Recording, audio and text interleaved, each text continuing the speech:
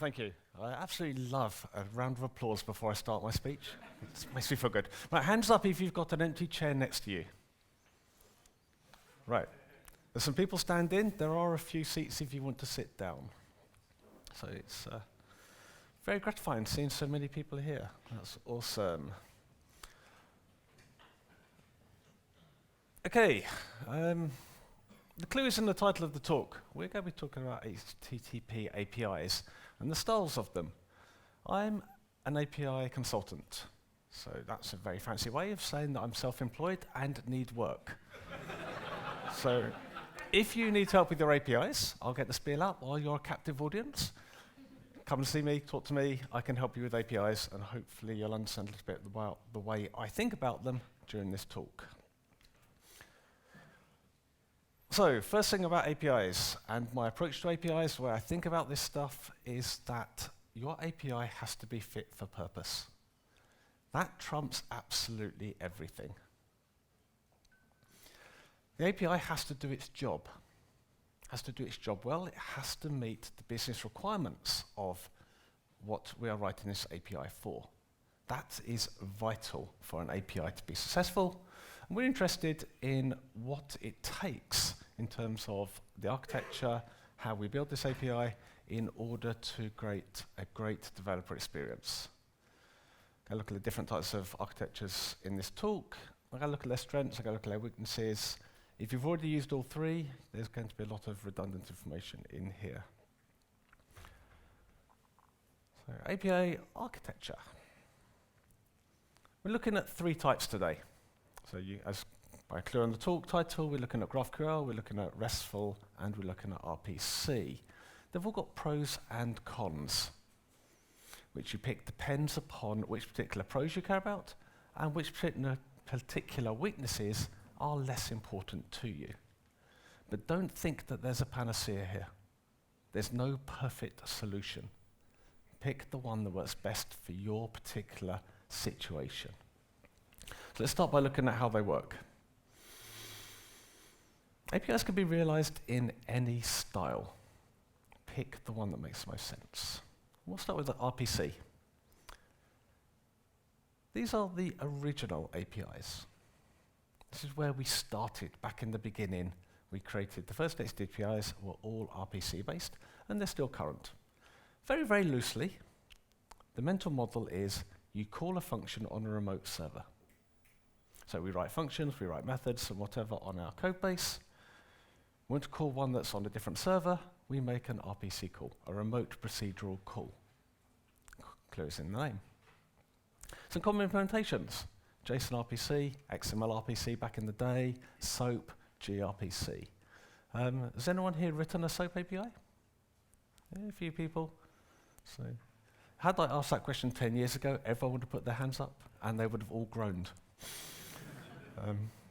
That's most definitely in our past now, mostly. Unless you work in legacy, in which case it's most definitely in your future. Tends to require a schema. The obvious problem with a API system where you're just making a function call onto a remote server is how do you find the name of that function to call? How do you find its parameters? And this is a relatively old technology in the grand scheme of things, so the way we do it is write them all down, and we call that written down document a schema, because it sounds more impressive. The other thing about schema, the word schema, implies that we can machine read it. So one of the nice things about RPC APIs is they are particularly good for consuming into code generation to create a class in your local app that's got all the function names for the remote call, which is one of the reasons why SOAP was so popular. It was quite good at that. We're going to use JSON RPC as an example because the payloads are remarkably short, so they fit on my slides well. If you could imagine this being SOAP, there would be 700,000 more lines of XML here. And nobody wants to see that. Ethereum, it's a blockchain-y thing that's around, but it's using JSON RPC. And I found that quite interesting, because Ethereum is quite new in the grand scheme of things. You know, they had a choice of which API architecture to pick. It wasn't a situation where SOAP was the only choice. And they chose JSON RPC. They didn't choose REST, they didn't choose GraphQL. They picked JSON RPC, which is quite interesting in this day and age. And I think they mostly did it because the way they think about the way the blockchain and the way Ethereum works is quite transactional. It's quite fits very neatly into the concept of a function being called on a remote service. So that's the way they designed their API. It fitted their mental model of how they operate their system. This is how you do it. So we've got a post request. Absolutely every RPC system does post requests. So you're going to do a post request to an endpoint. The endpoint will be the same endpoint every time. And for this one, it happens just to be the root /. And then you're going to send some sort of payload. The payload is going to contain the function you want to call and the list of parameters for that function. In this case, we call it a method called net_peerCount. Naming is always hard. And there are no parameters to list call, so it's quite a simple one, and we send that over the wire, and we get back a response, and you get the result. So it's literally a function call on another computer. Dead simple. That's one of the nice things about RPC basic APIs. There's a little bit of metadata there, so we've got an ID and we've got this JSON RPC version 2 parameter in there, so we can change our schema over time if we need to. That's quite handy, but not complicated. gRPC is a more modern RPC system, and way more complicated. It was invented by Google. I'm not going to put correlation there. It's very highly typed. And we like highly typed nowadays. JSON RPC is not remotely typed. gRPC is very highly typed, which makes quite a lot of sense. Again, if you start thinking about calling a function on a remote server, we probably care about types in our code base. It's nice to care about types in our remote calls as well. Downside of that is you need lots of code generation for this to work. So gRPC does depend on code generation, and it uses a binary protocol over the wire, which means you cannot inspect it remotely easily. It's quite hard in that sense. On the flip side, it's really efficient. Binary protocols are more efficient than text-based protocols.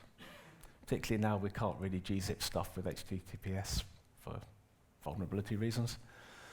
So that's good, we like that. There is no browser support as a result of this whole binary thing. Works really well in some situations where you control both ends. Google likes it a lot for their internal stuff. That's RPC.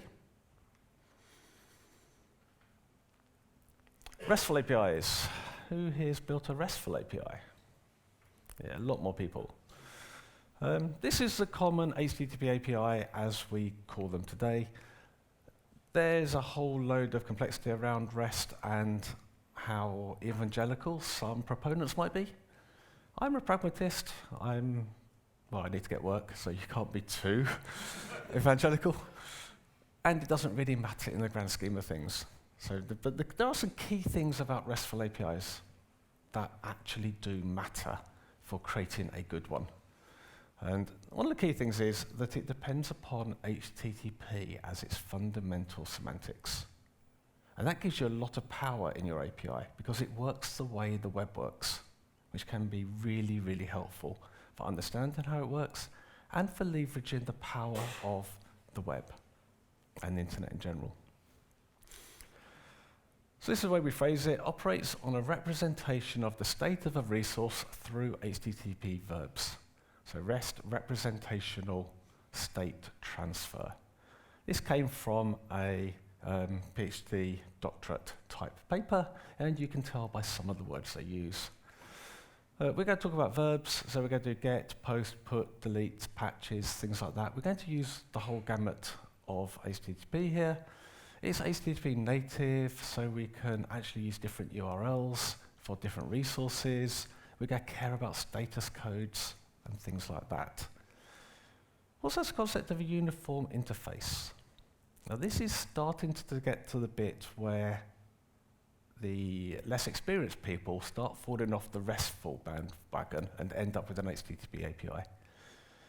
Uniform interface implies predictability, predictable endpoints, predictable operations, and makes your API much easier for other people to understand and operate with. It's a really good one to get right.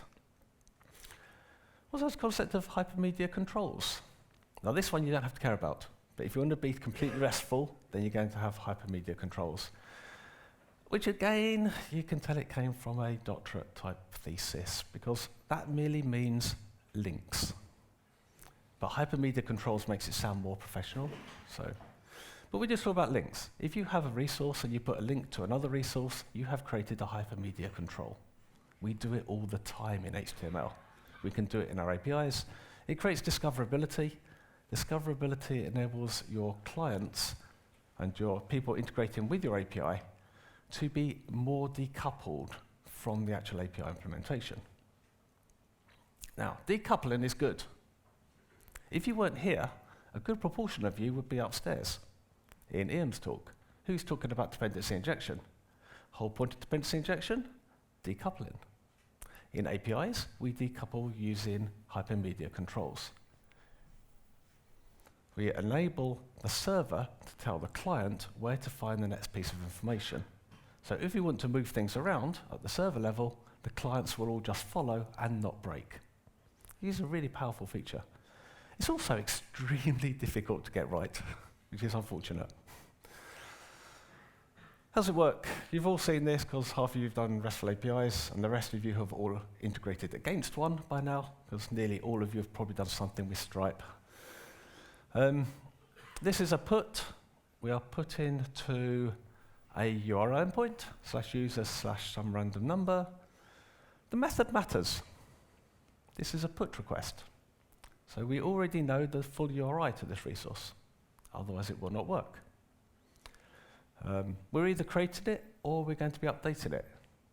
We're definitely not going to be deleting it. We're not retrieving it. We can tell that just by what method we're using. So that's how we're using the semantics of HTTP. We go pass some data, because we're obviously going to do an update or a create or something. So here's the data we're going to send. Not very imaginative. My user's got a name and my user has an email address. That's the email address to email me on if you've got work. And we've got content type. Another nice thing about HTTP is that it's extremely well designed. Lots of really, really smart people thought about how to build HTTP. That's why it's lasted 25 years and it's only on version 2. I'm just saying, Firefox came out with 110 recently. And God knows where Chrome is now. But we're on version 2 of HTTP because it was incredibly well designed as a protocol. It was very extensible, did not need a lot of change. And the reason is the way headers work. Content type, application JSON. We have an extensible method to change our body and allow our server and our client to speak the new type of formatting. Right, JSON wasn't a thing when HTTP was invented, but we can transfer JSON bodies. We didn't have to reinvent the protocol. HTTP is really clever. I like it a lot. If you don't send that content type, your server has got no clue how to decode this body. Don't ever forget it. And finally, back to HTTP and the whole concept of expectations, we tell the server what format we can read. So a really good API, a RESTful API, you could set that to application XML. And even though you posted or put some JSON, the API could return you XML, because that's how you'd like your data to be returned to you. HTTP and RESTful APIs are the only ones that you can do that sort of type stuff with. And you get response back. We get status code. That status code matters in RESTful APIs. Do not get that bit wrong. 201 means it's created, so that put request actually created a new response. It would not have sent a 201 back if I was doing an update. So if I repeat my put request, I will probably get a 200 back, or probably a 204 or something like that. I will get a different status code back to tell me what happened. Given that I'm sending the same data every single time, I'll probably get not modified. But the semantics and the expression available on the status codes enables the client to work out what's going on. Again, we have our body. So this is a convenience. There's no requirement for the server to send you back some data, but this server is pretty friendly, and it has sent back my data. It's told me my name and my email, even though I sent them in the first place. And it's also given me the canonical URL to this particular item, and that's the hypermedia controls bit. And lastly, it's set an E-tag. Here's where RESTful APIs leverage the power of the infrastructure of the internet. So E-tags allow us to detect edit clashes. So when I go and retrieve a resource, like I retrieve this user, I get an E-tag. That E-tag is unique for this particular version of that particular resource. So now if I go and send that data to do an update, if the E-tag changes at the server's level, the server knows that someone else has done an edit. So we can detect an in-flight edit clash. And that could be quite powerful. It also allows us to avoid sending too much data around over the wire. So if I've got the E-tag, I already know essentially a hash of this data. I mean, that tends to be how servers implement it, but really it's just a random number. What I can do is I can send the if none match header with that E-tag on my GET request, and my server can respond saying, you've already got the best data. The data has not changed since you last asked for it, so I'm not going to send it to you again. So if you've got slow internet, and I appreciate we've all got super duper internet here, but if you're somewhere that's maybe less infrastructurally wealthy as we are, you might have much slower internet. Avoiding sending that cat GIF a second time could be saving a sensible amount of bandwidth that that user is actually paying for in actual money on their mobile plans. So you can do that quite easily with RESTful APIs. And pretty much you can only do it with RESTful APIs because you need to use GET semantics in order for that to work. Okay, so that's RESTful APIs. GraphQL APIs. These are the new ones. Has anyone implemented a GraphQL API? Oh, more people than I expected. Cool. Did you do it in PHP? Far fewer people. Interesting. Has anyone integrated against a GraphQL API? Actually tried to talk to one? Cool. Same people plus a few extras. That's interesting. They're the modern one. They're the new one. So they're probably about 5 years old now. Something like that. GraphQL APIs were invented by Facebook to solve a problem they had, or at least a problem they thought they had. It's difficult to tell the difference at times. The key thing they cared about was the data traffic over the wire. That's what they really mattered to them. And they also wanted to give their mobile app teams more control over the features in the apps. So that was the main driving forces behind the reason GraphQL came out. So it's worth bearing that in mind, that those were the problems that were trying to be solved. So one of the key tenets of GraphQL APIs is that you can retrieve only the data you need. Okay? And most importantly, you specify it at the client side. So the client chooses what they want to receive. The other tenet is they reduce the number of calls required to retrieve embedded or sub-data. So if I want to pick up an author with all their blog posts, with all the comments for all those blog posts, I would like to do that in one call. GraphQL is intended for that to be possible. A RESTful API is less likely to be built that way.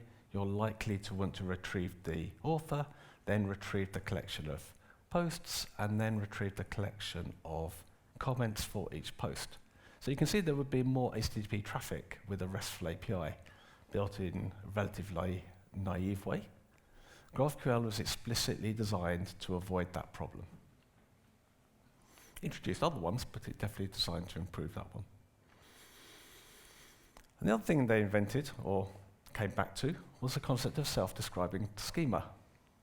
One of the problems with a RESTful API is that the documentation is independent of the RESTful API itself.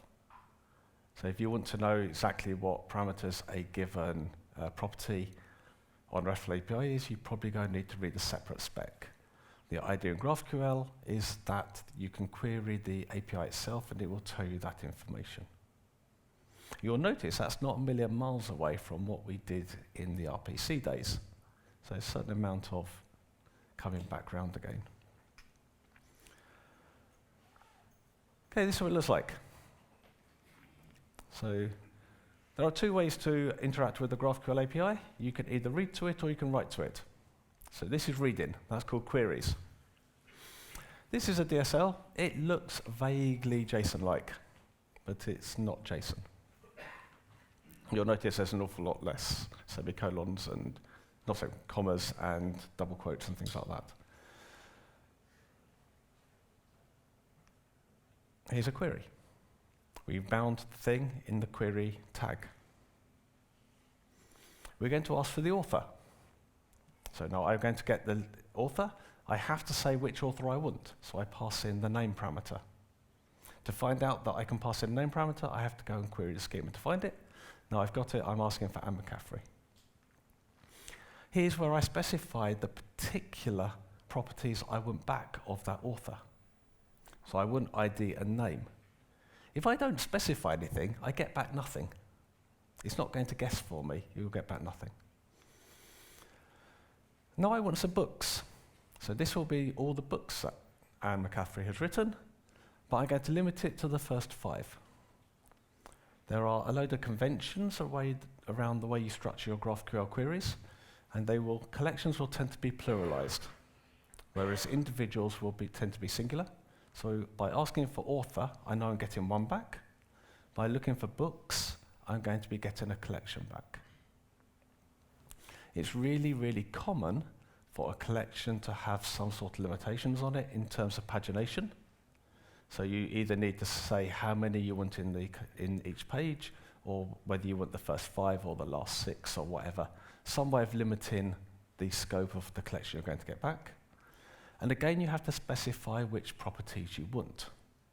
So in this particular case, I want the total count of the collection. Not the books, the collection, because we are at the collection object at this point. So how many books has Anne McCaffrey written should come back as total count. And then I ask for each individual book. And here you start seeing the graph bit of the GraphQL turn up. So if you know your graph theory, edges and nodes is the way you tend to describe graphs. So we have edges and nodes in our GraphQL, and the node represents each book, and I'm asking for the ID and title of each book. And I get a response back. Responses look something like this. Again, it's going to be a data at the top. So everything comes back in the data block. And there's my author, and there's my ID and my name, because that's what I asked for.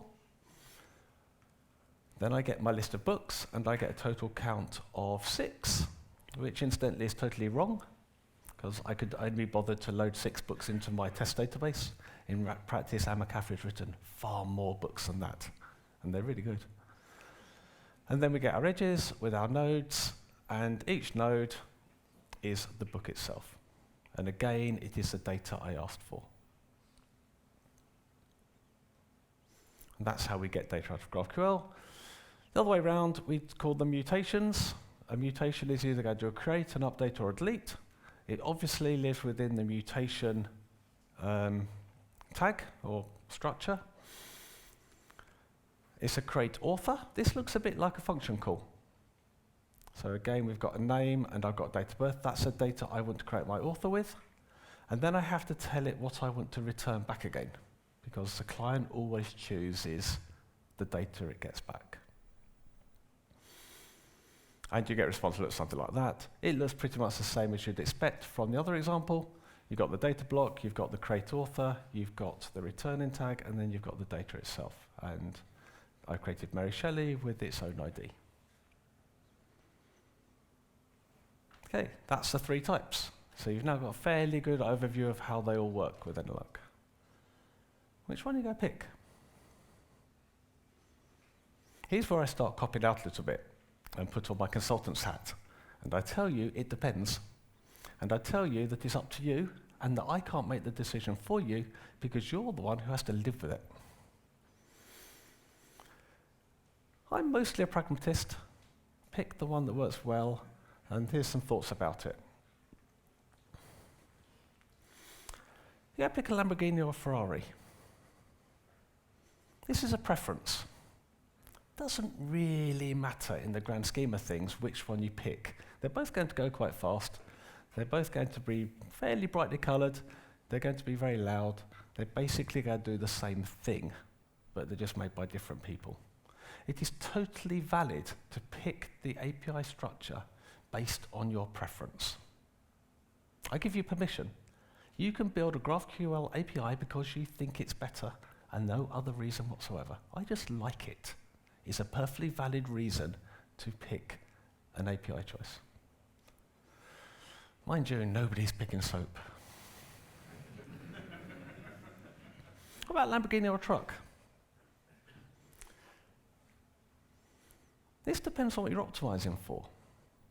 There are some scenarios where it's better to have the Lamborghini. If you want to go really, really fast, Lamborghini is probably the better choice. If you want to carry a lot of stuff, the Lamborghini is probably less good as a choice. Now there are some important differences between the types of APIs, and those differences might matter to you. In which case you should pick the one that fits your use case. Pick the truck if that makes more sense for the situation you're in. And that's why Ethereum picked JSON RPC, for instance. It made more sense for their particular requirements. So what are some of these important differences? You probably got some fairly good ideas from our discussion of what we talked about and how they work. And these are the basic considerations. What's it going to be used for? Do we need to be able to customize the response at the client end? Is that a requirement? How are we going to do that? Do we have HTTP interoperability requirements? Do we have developer experience requirements? Things like that come up. Do you control both the server and the client? That makes a big difference. If you're doing something like gRPC, owning both ends is much easier to think, gRPC is the right tool for this, than if you need to actually hit every single web developer in the world. Right? There's a reason Stripe doesn't use gRPC, for instance. That would very much curtail their business. And that would be bad for them, so they don't do it. How many users are expected? That has a factor on the sort of load you're looking at. Where do you want to put that load? If you're Facebook and you're hitting 2 billion people per day hitting your servers, you probably have different thought processes on how much CPU processes per API call matters compared to a user or a system that's only got 100 users. Very different calculus at that point. Maybe we actually want to leverage all the CPUs of the mobile phones and do as much processing there as we possibly can, because there's 2 billion of them that we didn't have to pay for. And of course, we don't care about their battery life. Equally, maybe you do care about your user's battery life on their mobile phone, and suddenly putting a whole load of processing on the phone is less wise. Depends. Say, skill level your integrators. There is no point in coming up with an API that the people you're targeting can't actually write against.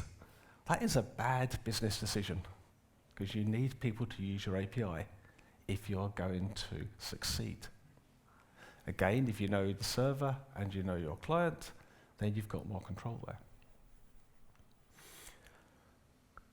Response customization.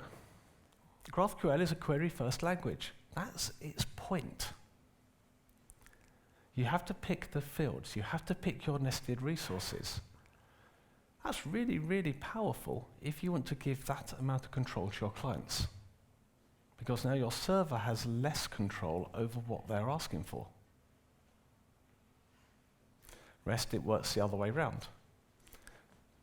You tend to prefer separate endpoints for sub-resources through HTTPS. HTTP2 helps things a little bit, but it tends to be a different mental model as a result.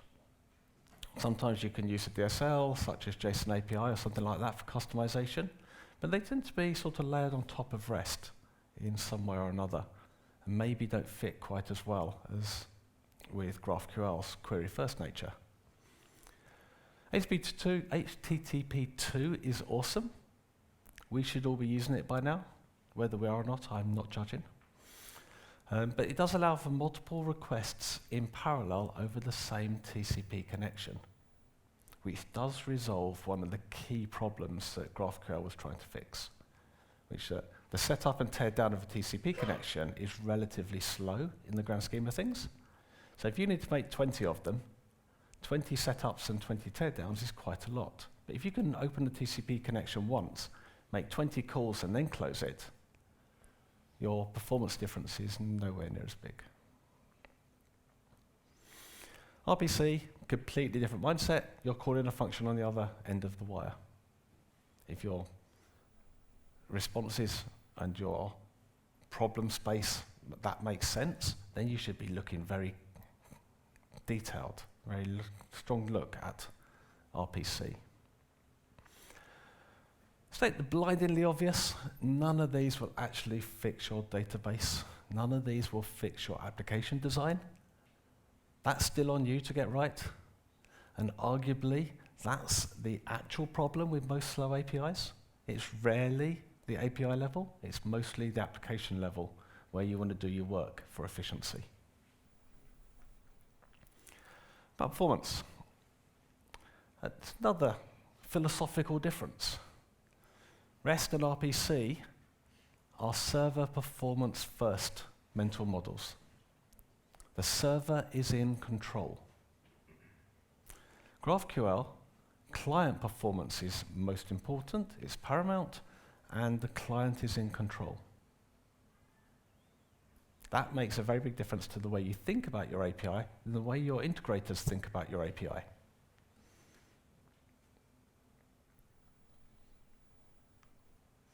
Caching. Do you care about caching? Does it actually matter? Now that is a question in and of itself. With GraphQL and RPC, you will cache entirely at the application level. Very, very loosely, once you've gone and retrieved that expensive data query out of the database and all your business logic, you can drop it into Redis or something like that and pull it out really quickly for the next request. You should do that for your RESTful APIs too, because that is an application caching level that everyone should be doing. REST can additionally cache at the HTTP level for GET requests, because that's built into HTTP. It's a natural consequence of using the internet's natural language. Do you care about that? Does it not matter? If it matters to you, then HTTP RESTful APIs, you get a feature for free. Data transfer. Side by side here. So on the left, we've got GraphQL. We're retrieving a user's avatar. So I'm looking for the avatar object. I've got user ID of 1234, which is clearly designed to fit onto the half of a slide. And I get back a base 64 some data, and I'm told its format is image JPEG, and now I can display my user's avatar. And I could do exactly the same thing with RPC on the right. I post to /API, the method is called getAvatar, pass in the user ID as a parameter, and I get back my result. Again, base 64 data. What about REST? I get more choices here. I can do exactly the same thing. If you look on the right, I'm doing exactly the same thing. Get to /user /1234 /avatar. I accept application JSON, and I get back my data, base 64, in a data property of my JSON. But on the left, I can set the accept header to image JPEG. and I get back the raw JPEG data. You can't do that in any other API structure, system. Whether you need it or not is another question, but that's quite a powerful feature. I can have the same endpoint and retrieve the CSV version of that collection, or I can get the PDF report out rather than the HTML report just by changing the accept header. So I get that flexibility, again, built into HTTP. What about versioning?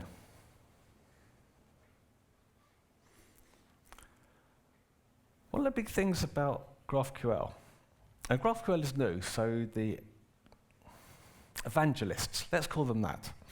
The evangelists for GraphQL are quite vocal about its benefits and what they see as the perceived downsides of the other API choices. One thing you'll see quite a lot of is that GraphQL doesn't need versioning. You will hear that a lot. They're talking rubbish. Every API doesn't need versioning if you do it right and are really, really careful. Practically, none of us are. And if we go back to the keynote this morning about building on the ruins of things as we learn them in our cities, it's exactly the same thing with our applications and with our APIs. We don't actually know what the future's going to look like. It's really difficult to predict the future. If you could predict the future well, you would not be in this room. You'd be probably sitting on the beach somewhere, enjoying yourself. Versioning comes because we discover we made a mistake in the past, that the only sensible way to fix it is to change and break backwards compatibility. It happens at all layers of software. We always hate it when a dependency breaks BC because it gives us work to do.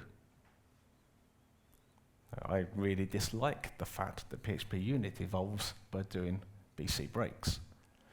I quite like the new features I get though, and that's a tension that we always have. So RPC, Graph, and REST can all do API evolution.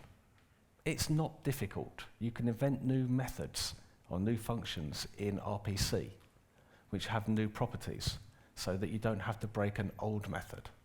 You can do the same with REST by creating new resource endpoints, or by using a different accept header to send back a different representation.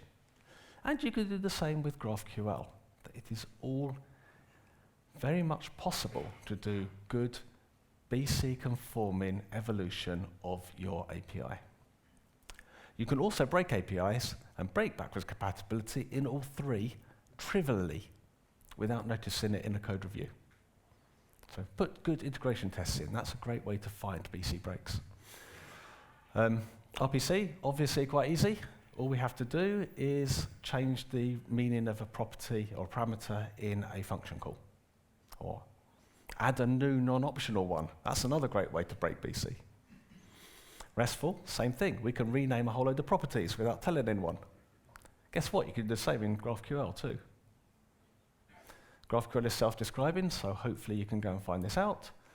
RESTful APIs tend to use open API specs, so again, hopefully you can find this out, but it is most definitely a BC break. Definitely possible. One thing GraphQL is really good for, though, is handling deprecation.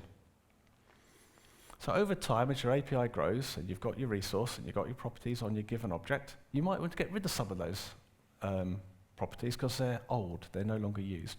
You had a timestamp that was a units timestamp, and now you provide a better format with time zones or something like that. So you want to get rid of the old one. How do you know you can get rid of it? So you've marked it as deprecated. It's in all your documentation, deprecated. So clearly no one's using it, right? Nobody read that piece of the documentation. Well, nobody read most of your documentation, but that's a different question. One of the nice things about GraphQL over the other ones is that the client specifies which properties they want to get back from the server. So on the server, you have a complete list of every property that every single client is asking for. So you know whether that deprecated property is still in use or not. It's quite computationally expensive, but then that's only money to AWS. You can find out, that's the key thing. And if you can find it out, you can detect that there's only one client left using that deprecated property. So you think, yeah, we can delete it. And then you look them up and discover they're your major client. So you can't delete it quite yet, but you can open a conversation if you're big enough and they are big enough, and we can do things. You can't do that with REST. You send a representation down the wire, you can't ever know what the client is doing with that data. Same with RPC. Send a function call sends some data back. You have no idea how the client is using that data. So that is definitely something that GraphQL is better at in terms of versioning. A little bit about design considerations. This stuff is hard. This stuff really is difficult. It is very, very hard to design a good API. It's very, very hard to design a good application. You may have noticed. Main problems are you need to balance the developer experience of your API with your internal app capabilities, with what your project and product managers want you to build for a budget that's too small. Very, very loosely. It's really, really easy, particularly with GraphQL, to create a query that DDoSes yourself due to the nature of the server having the control. This stuff is always hard. With REST, you are balancing the amount of data you are sending down the wire, which is a cost in terms of network transfer, in terms of time for that API call to happen, versus how many pieces of that set of information the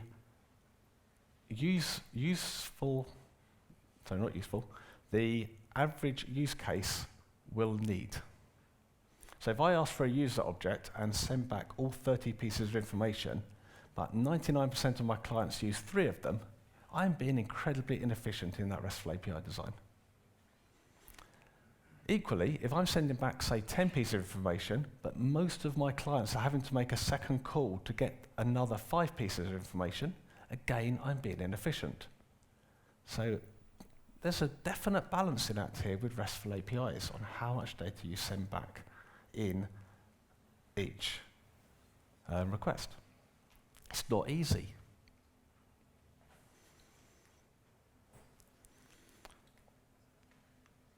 It's your choice. So in REST, the structure of the request object is defined at the server. In GraphQL, it's defined by the client. This is really important. It's a big part of GraphQL. We are eliminating round trips with GraphQL, avoiding multiple requests to get sub-information. Is that a big pain point? If it is a really big pain point, then GraphQL might be a really good choice for your particular application. It's quite interesting. GraphQL REST is a little bit like comparing an SQL database with a NoSQL database or document database. You can do pretty much everything in either one. There's strengths and weaknesses. I like them all. I literally don't care which API we pick. I care that you get a good one. That I really do care about. I want a well-designed API more than anything else. I would far rather you wrote a really, really, really good GraphQL API than wrote a shitty RESTful one.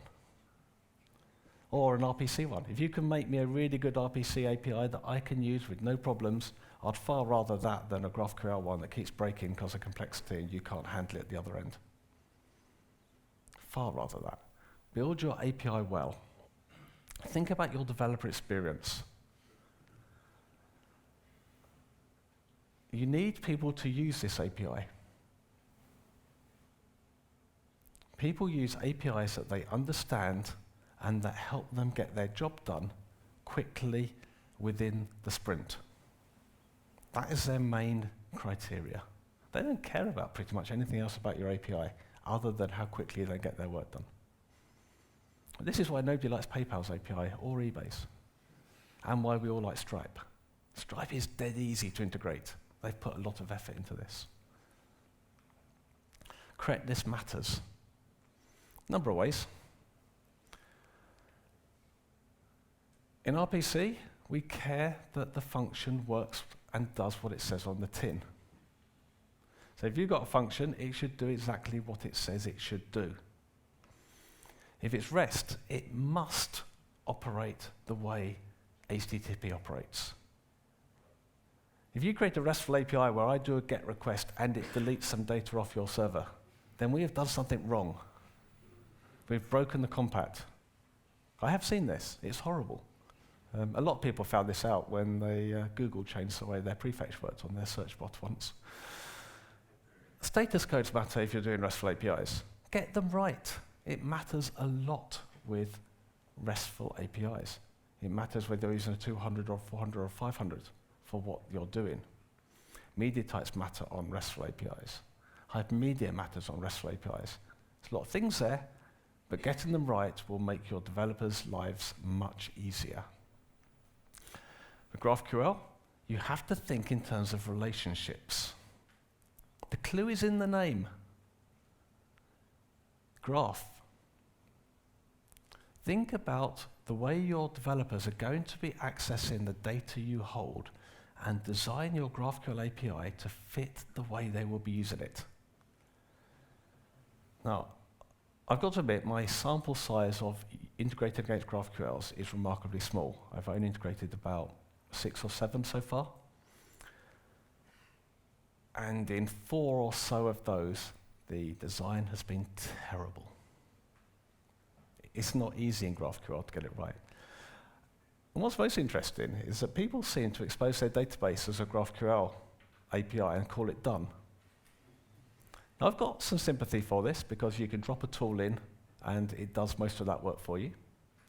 And we did the same thing with RESTful APIs 10 years ago. It was really, really common 10 years ago for a RESTful API to basically expose the structure of the database. Don't do this. It's really, really bad because the way your database is designed and the way you have built your database schema is built around the operations that you are doing internally, the way you think about your app. When a developer is using an API, they are probably using it in order to ask questions about your data in a way that you didn't think about. Because otherwise you would have put it on the dashboard for them, and they wouldn't need the API in the first place. And this is really, really common, and I try not to rant too much about this, but one of the software systems I've been using recently is all about SOC 2 compliance, and their data is organized in such a way that the query I wanted to get out could not be done with their GraphQL API without making 45 calls to get a list of 3 computers. I could not believe it. And it's entirely down to the fact that I was asking a question that their API, their database design hadn't thought anyone would ask that question of. And that's not unusual. Your database design is different from your API design. Your API design is there to allow flexibility for your integrators to ask questions. Talk about GraphQL, think about how you're going to allow nesting. Now, one of the cool things about GraphQL is that the client can pick what they want to nest. So we can pick all the books from the author in the same query. But guess what I can also do? I can select an author, I can select all the books from that author, and then for each book I can ask for the author again, and then I can ask for all the books from that author again. And then I could do it again, as many times as I like. Because GraphQL will let me do that, because there's a relationship between the author and the book. Imagine what happens to your database server when I go and ask for that query. That's bad. We call that complexity. I say we. The GraphQL community calls that the complexity of the query. And it's not uncommon to put a limit on the complexity of the query in order not to actually cause your system to fall over. So you should definitely put that in place if you're building a GraphQL API, but you should put it at a level that makes the most sense for the types of queries you're expecting. And then your GraphQL API will hum nicely and not fall over when people do stupid things. They don't do it intentionally, well, most of the time. you just don't realize. You think, oh, I can link this to this to this to this to this. And suddenly it's taking 45 minutes to get a reply back because it's too complicated.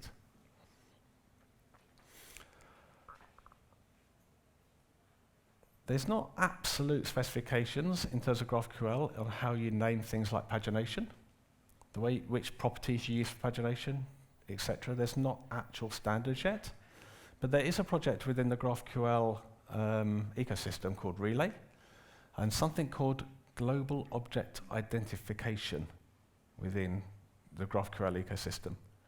Both of these are awesome. If you're building a GraphQL API, Global Object Identification is one of my most favorite things ever. And if you follow the Relay project's pagination properties, then you're doing it the way that most of the ecosystem is doing it, which will help your developers.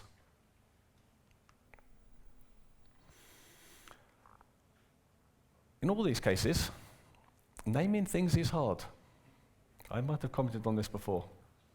It's a truism. We laugh about it because it's true. It's really, really difficult to name things.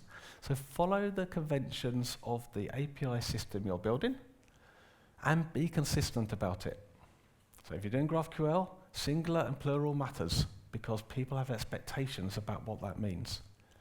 If you're doing a RESTful API, be consistent. If your collection names are always singular, don't put one endpoint in that is plural because you will confuse everyone.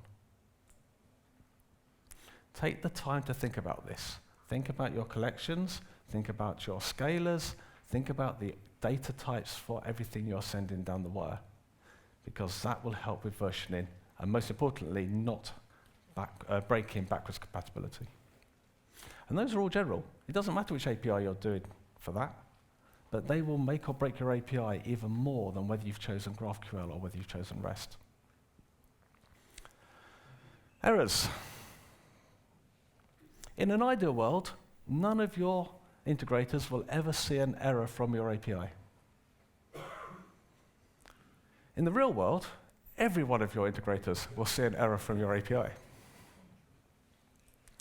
Treat them as first-class citizens because they will get seen.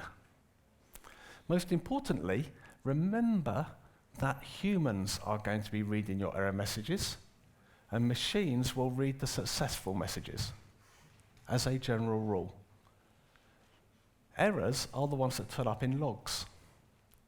Errors are the ones that at 3 a.m. in the morning, some poor developer is pulling over to work out what's gone wrong and why they're down. Think about that. Try not to be the one that makes their life hard. So the most obvious things your errors should handle is you should provide the correct information. So if you're doing REST, you should provide the correct status code. So this is a 503 in this example. Service is unavailable. You should provide information about what the error is, written in human-readable format for that poor developer at 3 a.m. in the morning. Right. Could not authorize user. That's pretty clear. I know what's going wrong. Detail. Auth service is down for maintenance. Oh, whatever. At least we know what's going on. Also provide a machine-readable, immutable, never changes code. So this one is auth service underscore unavailable. Because we will want to do metrics on this. We will want to have automation built into our systems, and don't make as developer have to string match. That's horrible. GraphQL, same basic things happen, but note, you will always get 200 back unless the thing is actually down. That's really, really common because it's more RPC-like in that sense. You will tend to see cryptic error messages from the GraphQL thing you've stuck in front of your application. If you can override those and put nice ones in, please do so, because it's horrible from the integrator's point of view. You'll see a top-level errors key for exceptional scenarios. So if you've got rate limiting, for instance, you should expect to have a top-level error key for that. To the complexity issue, that would probably be a top-level errors key.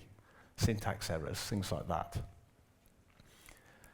If you've got a domain error on a GraphQL database, API, then the domain error should be within the schema itself. Because if you think about it, I'm retrieving multiple levels of objects. And if there's a problem with the third or fourth level down, I should have still received the first two levels. So I'll get back my authors, but I might not get back my list of books. So the error for why I couldn't get the books back should be within the books section of the result. You have to go looking for it. Related to that, I mentioned that you have to ask for whatever properties you want back. Make sure you request the errors one, because otherwise it won't tell you. You'll just get back an empty collection. That's really common. I say really common. Again, in my sample size of 6 or 7, at least 4 did that. I've seen it handled within GraphQL is to use a union of 2 different types. So the example I've put up here is the create user result, which has got a user created type and a user creation errors type, and it's a union of them, which means that you'll get one or the other back. So it's quite easy to request that way.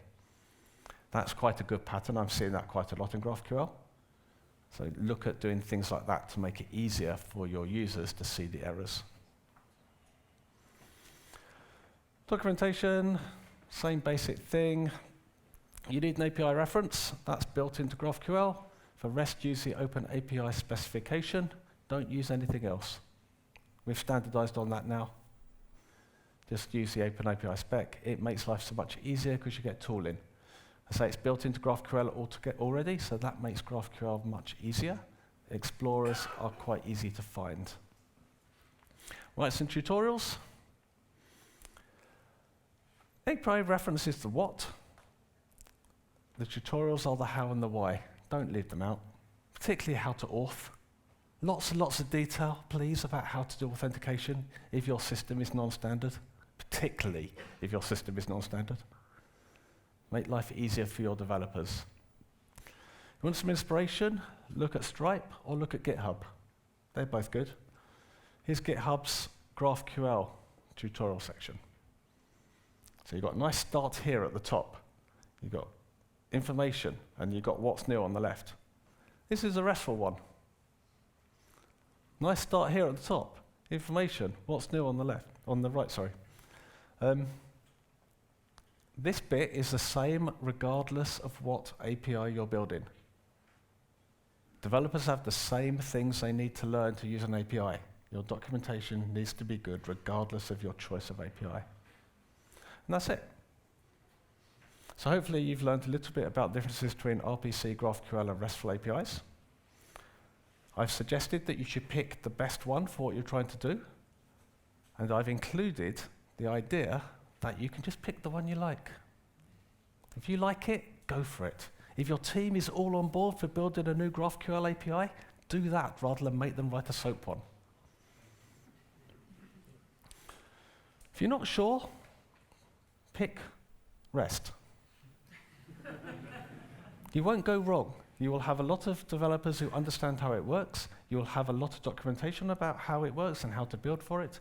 You'll probably run into fewer edge cases that you don't know about because it's older and it's not stupid. GraphQL, slightly more recent, so there is less corpus of information about it. But if you know you want to do a GraphQL just because you like it, go for it. You will make a better API that way. Arnold Lauret wrote this: if you suck at providing the REST API, you'll suck at providing the GraphQL API. It works the other way around too.